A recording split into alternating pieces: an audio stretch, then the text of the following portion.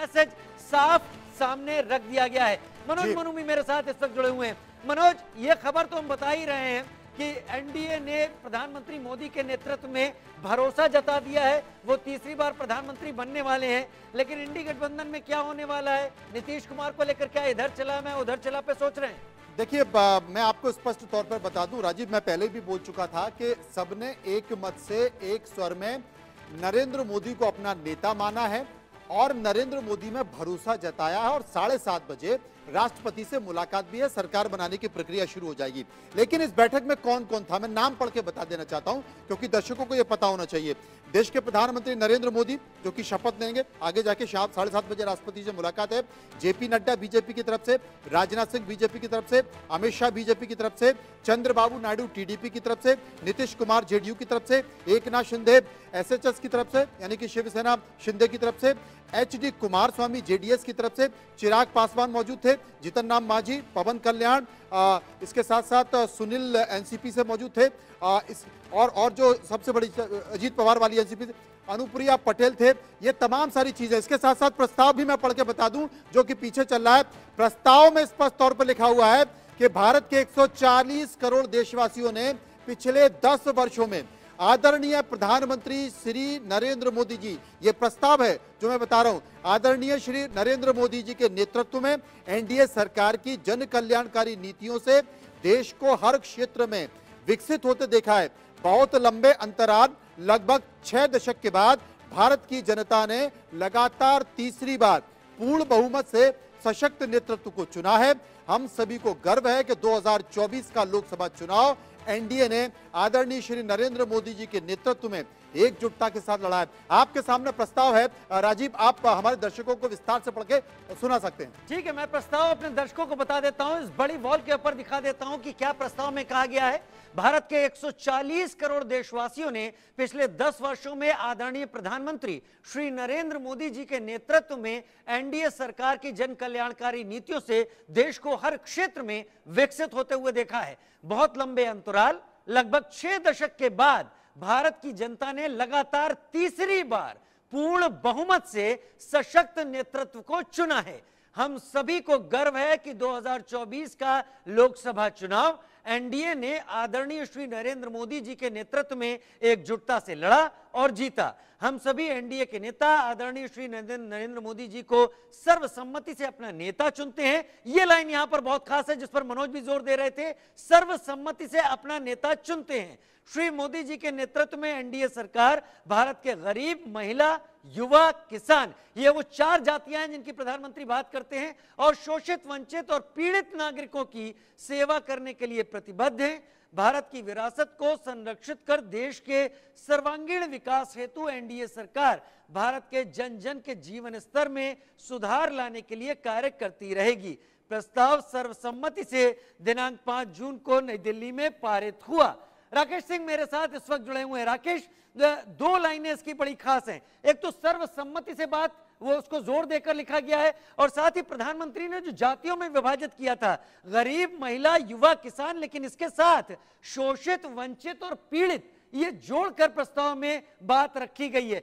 सभी को माना और सभी को इसमें जोड़ा गया। राकेश, देखिए, साफ तौर पे जिस तरह से प्रस्ताव में जो बातें हैं जिसका आपने जिक्र किया कि भारत के 140 करोड़ देशवासियों ने पिछले 10 वर्षों में आदरणीय प्रधानमंत्री नरेंद्र मोदी जी के नेतृत्व में एनडीए सरकार की जन कल्याणकारी योजनाओं से देश के हर क्षेत्र में विकसित होते देखा है।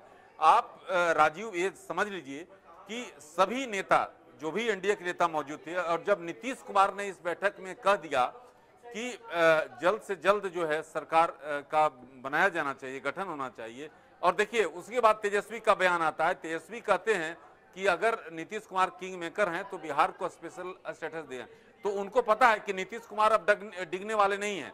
और सबसे जो अभी की ब्रेकिंग है कि 7 जून को राष्ट्रपति से मिलेंगे एनडीए सांसद, ये अभी की बड़ी खबर आ रही है।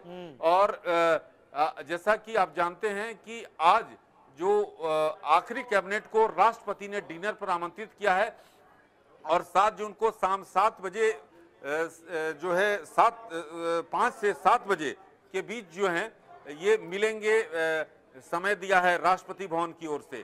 तो अभी की बड़ी खबर राजीव यही है कि 7 जून को राष्ट्रपति से मिलेंगे एनडीए के दल, और इसमें जो मिलने का समय दिया है शाम को 5 से 7 बजे। तो तमाम तरह की अटकलें लगातार चलेंगी राजीव, सोशल मीडिया पर भी खबरें चलेंगी। किसी तरह के उस अटकलों में हमें नहीं पड़ना है। जो सही सटीक जानकारी है उसके लिए मैं आपको मुहैया कराऊंगा। एक एक खबर राष्ट्रपति भवन से लेकर प्रधानमंत्री कार्यालय तक जो भी खबर होगी, चाहे एनडीए की हो, एनडीए अलायंस की, जो भी ब्रेकिंग खबर होगी हमारे पास होगी। राकेश कुमार सिंह, यानी खबर पुख्ता होने का नाम राकेश कुमार सिंह, यानी राष्ट्रपति भवन से एनडीए की मीटिंग या फिर एनडीए गठबंधन की मीटिंग, सारी पुख्ता खबर आप तक। शक्ति जुड़ गए पटना से मेरे साथ इस वक्त। शक्ति, सुना है पटना में प्रधानमंत्री नरेंद्र मोदी और नीतीश कुमार के पोस्टर भी लग गए हैं, बहुत उम्मीदें वहां पर जताई जा रही हैं। बिल्कुल, देखिए एक बार फिर से जिस तरह से एनडीए को समर्थन मिला है, जिस तरह से लोकसभा चुनाव में परिणाम आए हैं, उसके बाद जो है पटना की सड़क पे जो है पटना के, आपको बताएं कि जो कोतवाली थाना है उसके पास एक बड़ा सा पोस्टर लगा है जिसमें कि डबल इंजन सरकार की बात कही गई है। और जो पोस्टर से कहीं न कहीं जिस तरह से एनडीए नीतीश कुमार को लेकर जिस तरह चर्चा थी, जिस तरह से इंडिया गठबंधन के नेता कह रहे थे कि नीतीश कुमार एक बार फिर से जो है एनडीए का दामन छोड़ सकते हैं, और तेजस्वी यादव की तरफ से भी बयान आ रहा था, उसको लेकर कहीं न कहीं ये पोस्टर, उस पर एक तमाचा कह सकते हैं कि पोस्टर के जरिए जो है नीतीश कुमार एनडीए में ही साथ रहेंगे, इसको लेकर जो है पोस्टर लगाया गया है। और निश्चित रूप से जो आज जो बैठक हुई है अभी एनडीए गठबंधन की, इसमें नीतीश कुमार मौजूद थे, और जो कयास लगाए थे, जो चर्चाएं चल रही थी कल से ही लगातार की इंडिया गठबंधन की तरफ से नीतीश कुमार को ऑफर दिया जा रहा है, उस सभी तमाम खबरों को जो नीतीश कुमार ने जो है कहीं न कहीं उसको खारिज कर दिया है। और आज दिल्ली भी नीतीश कुमार गए और एनडीए की बैठक में शामिल भी हुए हैं।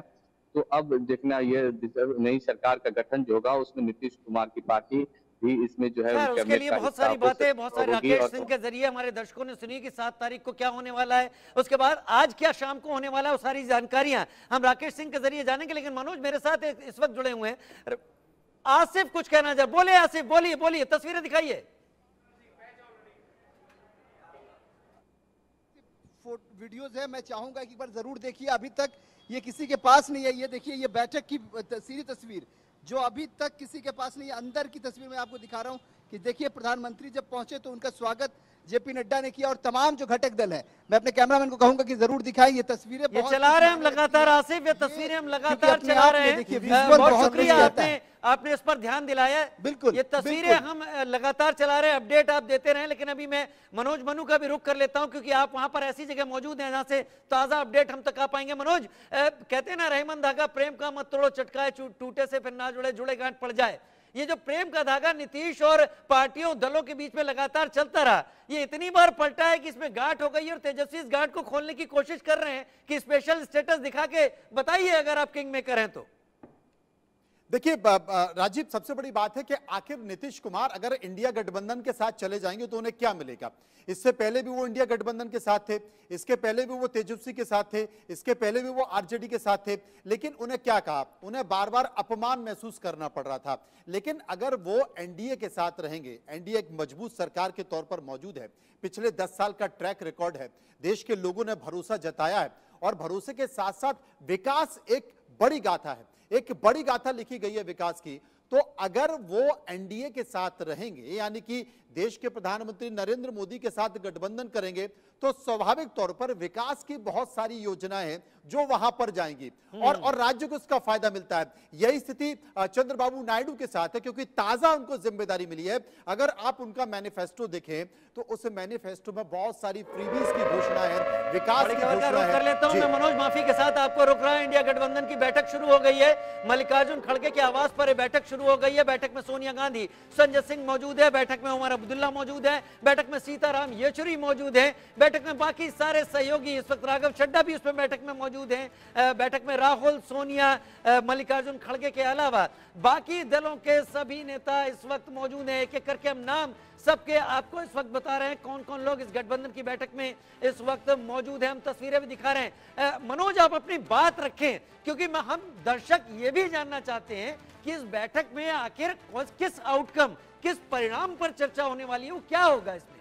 देखिए, इंडिया गठबंधन की बैठक में सबसे बड़ी कोशिश सभी जो विपक्षी दल हैं उनकी यही रहेगी कि किसी तरह से नरेंद्र मोदी जो कि देश के प्रधानमंत्री अब होने वाले हैं भी, उन्हें कैसे भी रोका जाए, ये एक बड़ी कोशिश होगी। उसका कारण है कि विपक्षी गठबंधन में जितने भी नेता हैं या विपक्षी गठबंधन में जितने भी ऐसे लोग हैं जिनकी सरकारें अलग अलग राज्यों में हैं, उनके ऊपर ईडी और तमाम जांच एजेंसियों का शिकंजा है, जो पहले भी कसता रहा है और भविष्य में भी कसेगा, क्योंकि देश के प्रधानमंत्री नरेंद्र मोदी ने स्पष्ट तौर पर अपने भाषण में इस बात का जिक्र किया कि भ्रष्टाचार को लेकर जो लड़ाई है वो रुकेगी नहीं, वो थमेगी नहीं और मुस्तैदी के साथ होगी।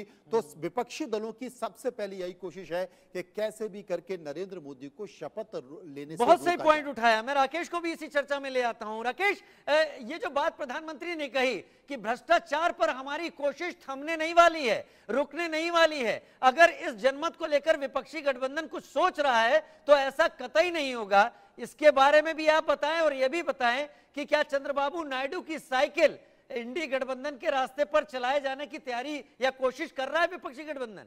देखिए, विपक्षी गठबंधन भले ही करे, लेकिन टीडीपी, जैसा कि आप जानते हैं राजीव बखूबी, कि आंध्र प्रदेश में प्रतिद्वंदी पार्टी है कांग्रेस वहां पर, और तो ऐसी स्थिति में उधर जाने का सवाल ही नहीं उठता है।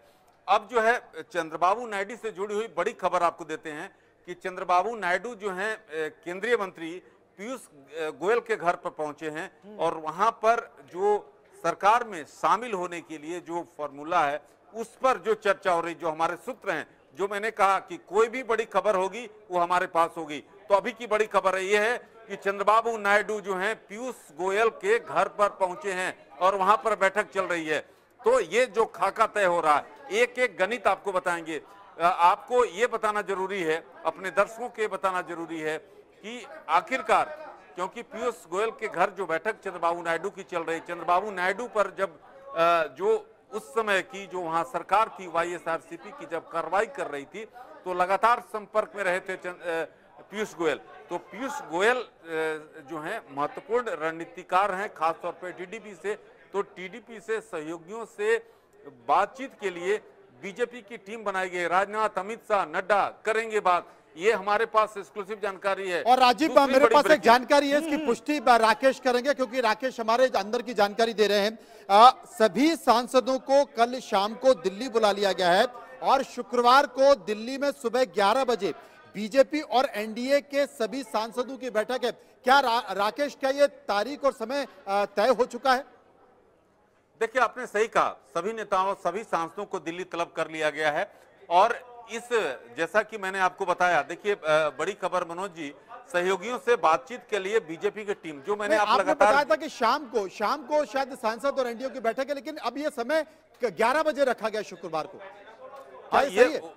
ये लगातार चीजें चल रही हैं, बातचीत चल रही है मनोज जी। और राजनाथ, अमित शाह, नड्डा जो हैं सहयोगी दलों से बातचीत करेंगे। अभी की जो सबसे बड़ी ब्रेकिंग है कि बीजेपी ने खास टीम बनाई है, राजनाथ, अमित शाह, नड्डा को इसमें शामिल किया गया है, जो कि अपने सहयोगी दलों से बातचीत करेंगे।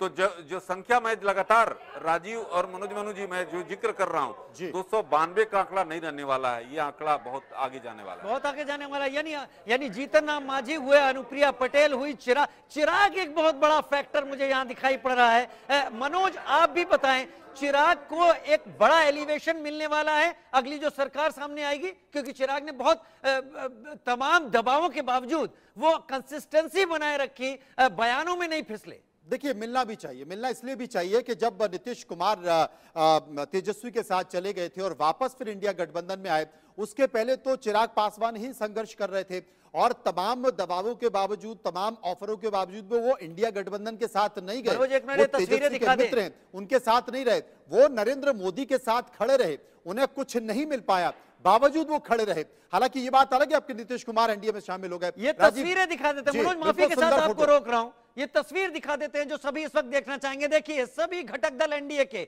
विक्ट्री साइन बनाया हुआ है। अगर मैं इस तरफ से शुरुआत करूं, सबसे किनारे आपको दिखाई पड़ रहे हैं, हमसे जीतन राम मांझी दिखाई पड़ रहे हैं, शिवसेना से एकनाथ शिंदे, नीतीश कुमार, चंद्रबाबू नायडू, जेपी नड्डा, राजनाथ सिंह, गृह मंत्री अमित शाह इस वक्त दिखाई पड़ रहे हैं और सभी सहयोगी, जिसमें कि जयंत भी दिखाई पड़ रहे हैं, चिराग भी पीछे दिखाई पड़ रहे हैं। ठीक, प्रधानमंत्री नरेंद्र मोदी के पीछे चिराग पासवान इस वक्त दिखाई पड़ रहे हैं। और ये जो तस्वीर है, ये बता रही है कि एनडीए ने अपने सभी सहयोगियों के साथ ये बात साफ कर दी है कि वो सब एक साथ हैं, एकजुट हैं। ये तस्वीर मैं एक बार फिर से यहीं पर अपने दर्शकों को ले जाना चाहूंगा और इसी तस्वीर को आप गौर से देखिए। अनुप्रिया पटेल भी वहां पर दिखाई पड़ रही हैं। सभी सहयोगी एकजुट, सभी सहयोगी एक साथ। एक ये संदेश इंडी गठबंधन के लिए कि हम में से कोई भी टूटने के लिए उपलब्ध नहीं है। मनोज, इन तस्वीरों को देखकर आपको क्या लग रहा है? जो इंडी गठबंधन की इस वक्त बैठक हो रही है, इसी में से वो लोग या चिन्हित किए जा रहे हैं जो आसानी से किनारे हो सके? क्या वही तलाश होगी इन फोटो में से? बिल्कुल आपने सही कहा, वो तमाम लोग हैं और छोटे छोटे जो दल के लोग हैं वो भी इसमें मौजूद है। जैसे कि अगर जिक्र कर लिया जाए जैसे यूपीपीएल का, तो प्रमोद बोरा भी इसमें मौजूद है। अगर जिक्र किया जाए एजीपी का, तो अतुल बोरा भी इसमें मौजूद है। एसकेएम का जिक्र कर लिया जाए, एसकेएम के इंद्रहंग सुब्बा भी मौजूद हैं। आजसू के सुदेश मोहतो भी इसमें मौजूद हैं और राजीव रंजन भी मौजूद हैं। संजय झा जो कि जेडीयू के, वो भी मौजूद हैं और एनसीपी के सुनील टटकरे मौजूद हैं, प्रफुल्ल पटेल इसमें मौजूद है। तो एक तरह से ये दिखा दिया गया है कि ये सभी दल के नेता हमारे साथ मौजूद हैं। सभी को देश के प्रधानमंत्री नरेंद्र मोदी पर भरोसा है और वो सरकार बनाने साथ जा रहे हैं। खुद एनडीए को या बीजेपी को पता था कि जितनी देरी होगी इंडिया गठबंधन उतना ही खेल बिगाड़ सकता है, इसलिए उन्होंने संकेत दे दिया हम सब एकजुट हैं, हम सब साथ में हैं। सभी दलों के लोगों ने मिलकर नरेंद्र मोदी में भरोसा जताया है और हम सरकार बनाने जा रहे हैं। राकेश भी मेरे साथ जुड़े हुए हैं। राकेश, पूर्ण बहुमत और आंशिक बहुमत ये एक ऐसी लकीर खींचता है जिसपे थोड़ा तनाव तो होता ही है। पिछली बार 2019 में जहां पर बीजेपी थी, गठबंधन था, वहां पर टर्म्स कुछ और थे, शायद इस बार कुछ और होंगे। क्या ये जो टीम बनाई गई है ये उस कॉमन मिनिमम प्रोग्राम की भी सहयोगियों के साथ अभी से बातचीत शुरू कर देगी, जिसको लेकर फिर आगे किसी तरीके की तकरार ना पैदा हो, कोई समस्या ना पैदा हो? देखिए राजीव, ये आने वाले समय में होगा, ऐसा एक बनाया जाएगा जो कोर टीम, जो कि अपने एनडीए के घटक दलों के जो उनके मुद्दे हैं, उनके जो बातचीत होगी।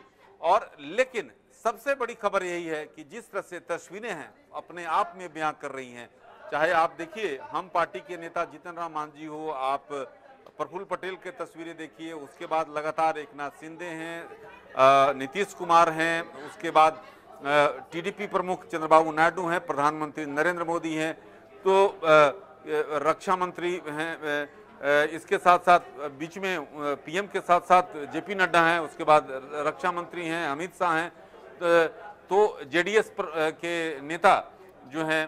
तो ये साफ तौर पे ये तस्वीरें हैं, साफ तौर पे बयां कर रही हैं। ये जरूर है कि संख्या बल अगर ये 240 का जो आंकड़ा है 272 होता, लेकिन जिस तरह से प्रधानमंत्री का जो कल बीजेपी कार्यकर्ताओं को जो संबोधित कर रहे थे, जो कॉन्फिडेंस था, उसमें कोई कमी नहीं दिख रही थी और उन्होंने साफ तौर पे कह दिया कि तीसरा टर्म जो है बड़े कार्य करने हैं। तो बड़े कार्य उन्होंने भ्रष्टाचार के खिलाफ जीरो टॉलरेंस की जो रणनीति है उसको आगे बढ़ाया जाएगा, साथ ही साथ कई और कार्यक्रम है।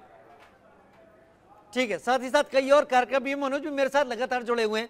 मनोज, मैंने देखा इस तस्वीर में और आप भी देख रहे होंगे, राकेश भी देख रहे होंगे, चंद्रबाबू नायडू की जो सीटें हैं, जो सीटों का जो दम है, चंद्रबाबू नायडू सबसे करीब है प्रधानमंत्री के।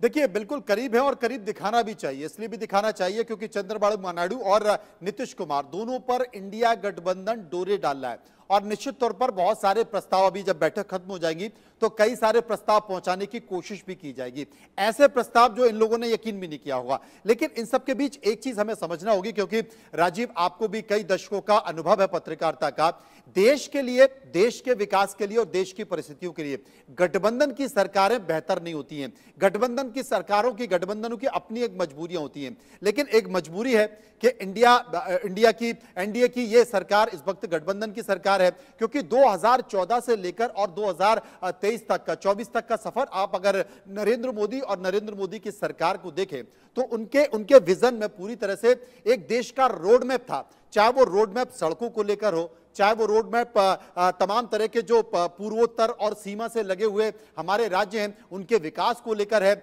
हमारे जो देश की सीमा है उन देश की सीमाओं पर किस तरीके से देश के लोगों को बसाया जाए, वहां पर टूरिज्म डेवलप किया जाए और एक तरह से नजर भी रखी जाए, उसको लेकर है।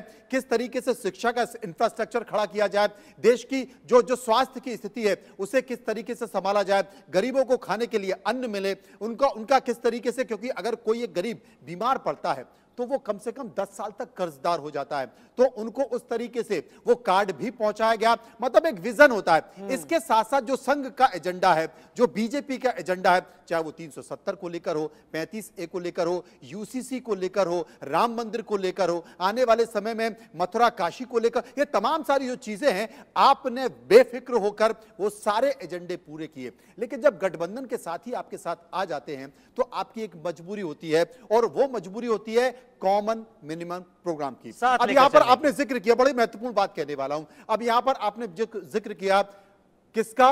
आंध्र प्रदेश का। किसका? चंद्रबाबू नायडू का। चंद्रबाबू नायडू चुनावी वादे में ये कहते हैं कि हम 4% मुस्लिमों को आरक्षण देंगे, लेकिन देश के प्रधानमंत्री ने कहा कि जब तक मैं जिंदा हूं मुस्लिमों को आरक्षण नहीं मिलेगा। तो अब एक कॉमन मिनिमम प्रोग्राम बनाया जाएगा और उस पर किस तरीके से सहमति के साथ आगे चले, ये देखना, ये देखने वाली होगी किस तरह से सहमति के साथ आगे चले। राकेश मेरे साथ हैं और सरकार से जुड़ी हुई, गठबंधन से जुड़ी हुई जो बैठकें, जो खबर पुख्ता तौर पर अगर जाननी है राकेश सिंह के जरिए हम जान सकते हैं। राकेश, बड़ी नजर रहती है प्रधानमंत्री नरेंद्र मोदी के शपथ ग्रहण को लेकर। उन्होंने मुंबई में एक बयान भी दिया था कि अभी आप लोग सोच लीजिए, जब शपथ ग्रहण मैं ले लूंगा उसके बाद देश में धमाधम काम आने वाला है। लेकिन शपथ ग्रहण भी बहुत खास है। क्या इसकी तैयारियां, क्या इसके तैयारियां लिखना या उसके पेपर्स बनाना शुरू हो गए हैं? और प्रधानमंत्री के शपथ ग्रहण में आते भी लोग काफी सारे हैं। 2014 का सबको याद है, आसपास के सभी सार्क कंट्रीज के नेता आए थे। देखिए, राष्ट्रपति भवन में जो है उसकी तैयारी शुरू हो गई है, और जिस तरह से राजीव, ये आपको ध्यान रखना होगा कि जो मोदी 3.0 की जो शपथ ग्रहण समारोह होने जा रहा है वो खास होगा। खास के लिए पूरी जो है विदेश मंत्रालय है वो आपको देखने को मिलेगा। कुछ चीजें हम आपको अपडेट करेंगे और ये अपडेट जो है एक्सक्लूसिव होगी। लेकिन आपको बताना चाहूंगा कि जो बीजेपी ने जो अपनी कमेटी गठन किया है, जो अपने घटक दलों से बातचीत के लिए, चंद्रबाबू नायडू के यहाँ अभी लगातार जो है 25 मिनट से बैठक चल रही है। तो सरकार में शामिल होने के लिए क्या उनकी अपनी योजना है, उन तमाम चीजों पर पीयूष गोयल से बातचीत हो रही है। साथ ही साथ छोटे जो और दल हैं या निर्दलीय हैं, उससे केंद्रीय गृह मंत्री अमित शाह की भी जो है उनसे बातचीत चल रही है। तो ऐसे में ये जो है लगातार 7 तारीख के बाद 8 तारीख को शपथ ग्रहण समारोह होगा, जो हमारे सूत्र हैं इस बात की जानकारी दे रहे हैं, क्योंकि उसके बाद प्रधानमंत्री को विदेश दौरे पर। एक बात कह देता हूं, एक बात आपको रोक के, दर्शकों को ये बात पुख्ता तौर पर हम बता रहे हैं, शपथ ग्रहण 8 तारीख को होने की तैयारी है, जैसा राकेश कह रहे हैं। राकेश, अपनी बात पूरी करें। देखिए, जो हमारे सूत्र हैं इस बात की जानकारी दे रहे हैं कि 8 तारीख को शपथ ग्रहण समारोह होने जा रहा है, और इसके लिए पूरी तैयारी जो है जोरों से है राष्ट्रपति भवन में। और 7 जून को एनडीए की बैठक हो रही है, एनडीए सांसदों की बैठक होगी, जहां पर प्रधानमंत्री नरेंद्र मोदी को जो एनडीए के संसदीय दल का उनको नेता चुना जाएगा। तो ये काफी अहम जानकारी है, और जिसको जो है हम अपने दर्शकों से शेयर करना चाहेंगे। तमाम जो उठापटक चल रही है, एनडीए अलायंस जो इंडिया ब्लॉक है उसकी ओर से जरूर कोशिश की जा रही है, लेकिन नीतीश कुमार ने ही जो है एनडीए की बैठक में साफ कर दिया कि जल्दी सरकार का गठन होना चाहिए जी। तो ये तमाम चीजें हैं जिसको दर्शकों को पहली बार जो है इंडिया न्यूज जो देख रहे हैं उनको मैं बताना चाहूंगा एक्सक्लूसिव जानकारी। मतलब एक भी समय, एक भी सेकंड जाया नहीं करना है, जल्द से जल्द सरकार बनानी है। ये एनडीए घटक दलों का सीधा सा संदेश है और उसको लेकर तैयारी शुरू हो गई है। मनोज मेरे साथ जुड़े हुए हैं, मेरे सहयोगी है। मनोज, आपका एनालिसिस चाहूंगा जो अब मैं आपसे पूछने वाला हूं, क्योंकि घटक दल हैं और सब अपनी तरफ से डिमांड रख चुके हैं, जैसा आप अभी दर्शकों को बता भी चुके हैं। 4 अहम पद होते हैं। पीएम प्रधानमंत्री नरेंद्र मोदी का वो पद है, उसमें सभी अपनी सहमति जता चुके हैं। इसके बाद एचएम आता है, होम मिनिस्टर आता है, फिर आरएम आ जाता है, रक्षा मंत्री, और एफएम आता है, फॉरेन मिनिस्टर। ये 4 पोस्ट को लेकर किसी तरीके का आप कोई टसल देखते हैं, या फिर बाकी पदों को लेकर घटक दलों में आप देखेंगे टसल? देखिए, आपने जो पूछा वो मैं विस्तार से बताऊंगा, लेकिन मैं यहाँ राकेश कुमार सिंह की तारीफ करूंगा। राकेश कुमार सिंह जो खबर दे रहे हैं वो खबर बिल्कुल पुख्ता होगी। और आज 45 और 47 डिग्री के टेम्परेचर में राकेश कुमार सिंह राष्ट्रपति भवन गए।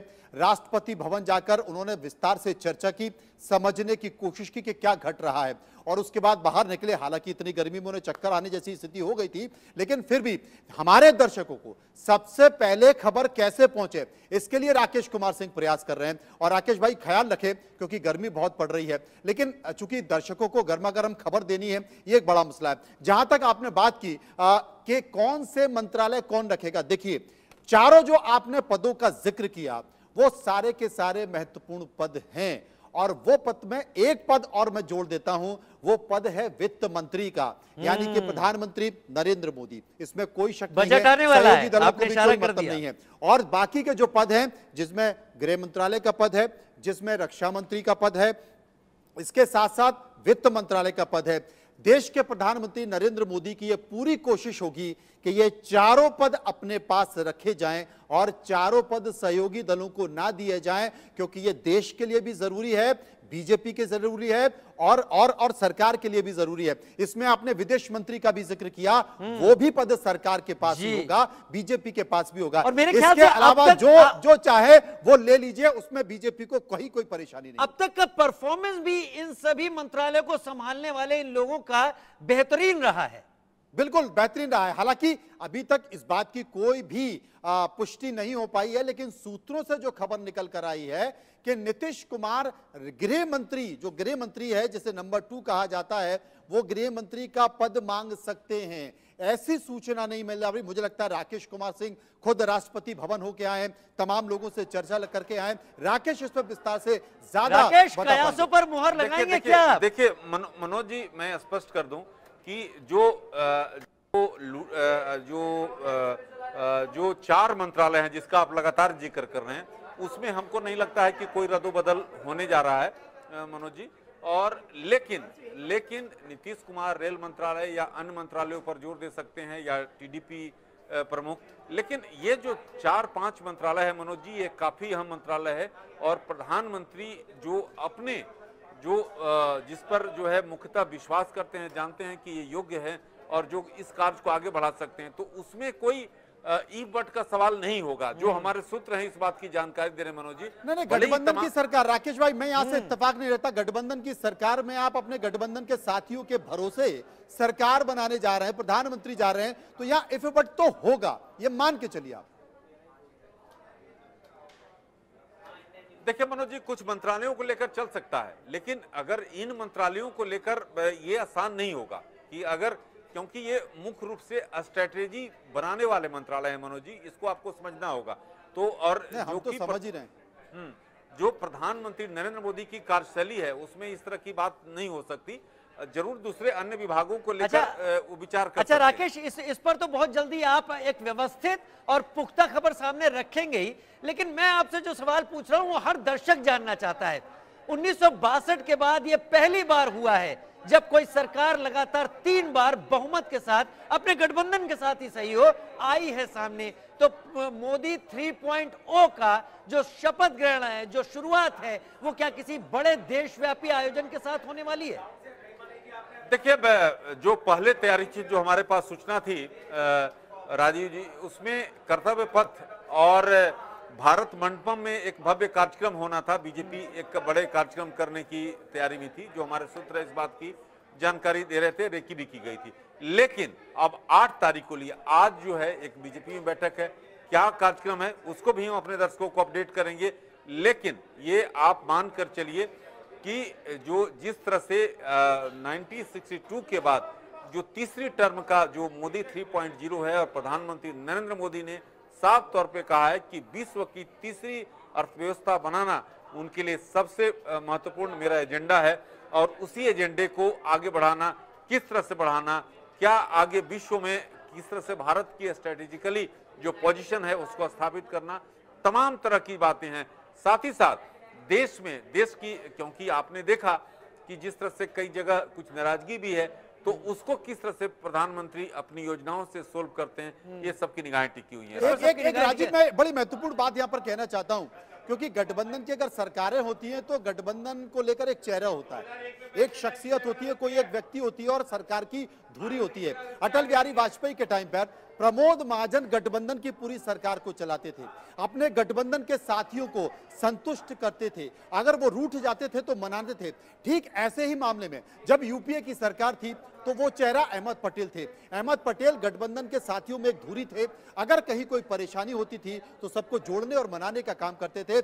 इस बार की जो सरकार बनने जा रही है, नरेंद्र मोदी प्रधानमंत्री बनने जा रहे हैं एक बार फिर से, इस सरकार में वो चेहरा कौन होगा ये अपने आप में बड़ा सवाल है, क्योंकि ऐसा चेहरा मृदभाषी होना चाहिए, ऐसा चेहरा सबको मनाने वाला होना चाहिए, ऐसा चेहरा सबको संतुष्ट करने वाला होना चाहिए। और अगर जहां तक मेरी पॉलिटिकल समझ है, राजनीतिक समझ है, उस समझ में भी एक नाम राकेश कुमार सिंह ने लिया था और वो नाम था पीयूष गोयल के चंद्रबाबू नायडू पीयूष गोयल से मिलने गए हैं। क्या वो चेहरा पीयूष गोयल है, इसके लिए इंतजार करना होगा, राकेश बताएंगे। पीयूष गोयल इतने नम्र हैं, विनम्र हैं, हर कहीं दिखाई भी पड़ते हैं। यही एक चेहरा मेरे भी दिमाग में आ रहा था जो कि इस धुरी का काम यहां पर कर सकता है। लेकिन अभी मनोज, जिस तरीके से राकेश सिंह भी सारी बातों पर अपना रुख रख रहे थे कि हम इन चीजों का स्पष्टीकरण रखेंगे, समय के साथ ये जानकारी सामने रख देंगे, अगले 2 दिनों में जो कुछ भी हो रहा है, क्या आपको भी लगता है मनोज कि सारी जो चीजें समस्या पैदा कर सकती हैं,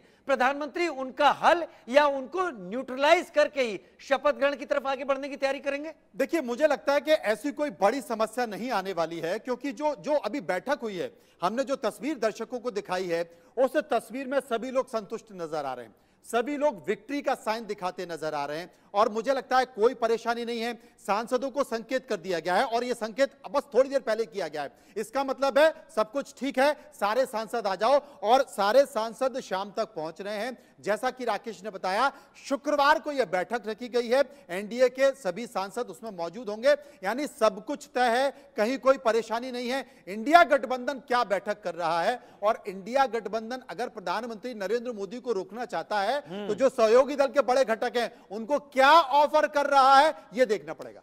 जी हाँ, बात सही कह रहे हैं। जो तमाम लोग कहते हैं, जैसे 1962 की मैंने बात की थी, ये पहली बार हो रहा है जब कोई प्रधानमंत्री लगातार तीसरी बार जनमत लेकर प्रधानमंत्री पद पर शपथ ग्रहण करने जा रहा है, प्रधानमंत्री बनने जा रहा है। इससे पहले लोग ये कहते हैं पहले प्रधानमंत्री जवाहरलाल नेहरू वो पहले इलेक्टेड नहीं थे, पहले सेलेक्टेड थे, उसके बाद उन्होंने चुनावी यात्रा जो अपनी चलाई, उसके बाद उन्होंने जनमत हासिल करते गए। लेकिन यहां पर आज की स्थिति में नरेंद्र मोदी ने तीनों ही बार जनमत को लिया है, जनमत को स्वीकारा है, लोगों के बीच जाके बात रखी है। ये एक बड़ा परिवर्तन है। क्या इस परिवर्तन को एनडीए उसी तरीके से जनता के सामने ले जाएगी, भले ही इंडी गठबंधन कितना भी कहे कि सीटें कम हो गई है? राकेश,